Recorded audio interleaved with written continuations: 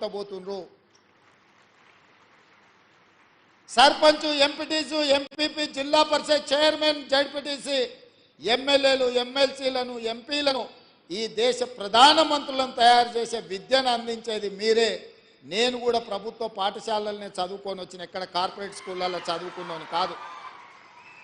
మీలాంటి టీచర్లు ఓనమాలు నేర్పడంతో గ్రామీణ ప్రాంతంలో, మారుమూల పల్లెల్లో ప్రభుత్వ పాఠశాలలో చదువుకొని జిల్లా పరిషత్ పాఠశాలలో చదువుకున్న నేను ఈరోజు తెలంగాణ రాష్ట్రంలో ఈ బాధ్యత నెరవేరుస్తున్నా అంటే మా టీచర్లు మాకు నేర్పిన విద్య ఈరోజు పరిపాలనలో ఉపయోగపడుతుంది.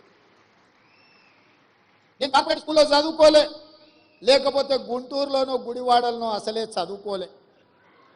కొంతమంది అప్పుడప్పుడు గుంటూరు గుడివాడలు చదువుకొచ్చిన వాళ్ళు ముఖ్యమంత్రి గారికి ఇంగ్లీష్ రాదని అవహేళన చేస్తుంటారు.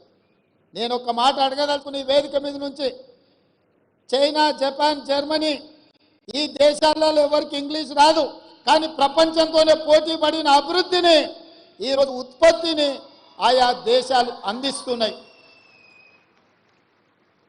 ఇంగ్లీష్ అనేది ఒక భాష ప్రపంచంలో ఉద్యోగ ఉపాధి అవకాశాలు దొరకడానికి ఉపయోగపడుతుంది. ఆనాడు ఆ రోజు ఆ పాఠశాలలో ఉన్న వసతులను బట్టి మాకు గురువులు నేర్పించిన చదువు మేము నేర్చుకున్నాము. ఈరోజు మీకు నా సూచన, ప్రతి విద్యార్థికి ప్రపంచంలో ఉద్యోగ ఉపాధి అవకాశాలు వచ్చే ఇంగ్లీష్ భాషను కూడా మీరు నేర్పండి. ఎవరో రేపు భవిష్యత్తులో ఈ పిల్లలకు, మీ దగ్గర చదువుకున్న పిల్లలకు ఇంగ్లీష్ రాదని అవహేళన చేసే పరిస్థితులు రావద్దు.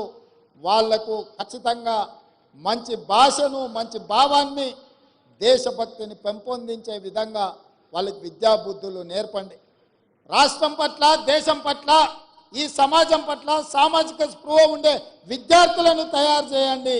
ఈ దేశానికి వాళ్ళే రేపటి నాయకులు అవుతారు, రేపటి పాలకులు అవుతారు.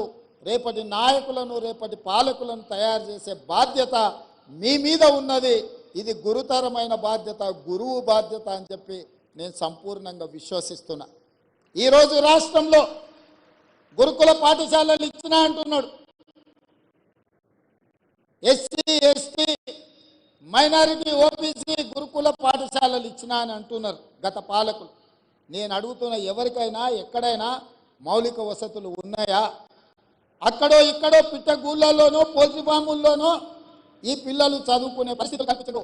అందుకే ఒక మోడల్ రెసిడెన్షియల్ విధానాన్ని తీసుకురావాలని మొట్టమొదటి ప్రయోగం కొడంగల్ శాసనసభ నియోజకవర్గంలో దాదాపుగా 25 ఎకరాలలో 150 కోట్లతో SC, ST, minority and OBC residential schools అన్నిటినీ ఒకే క్యాంపస్లో ఒక యూనివర్సిటీ మోడల్లో నిర్మిస్తున్నాం. ఎకరాలలో మైదానాన్ని తయారు చేసి క్రీడా ప్రాంగణాన్ని అందించడం ద్వారా మానసికంగా, శారీరకంగా ఆ విద్యార్థులు రాటుదేలాలి, ఈ సమాజానికి ఉపయోగపడాలి అన్న ఆలోచన మేము చేస్తున్నాం.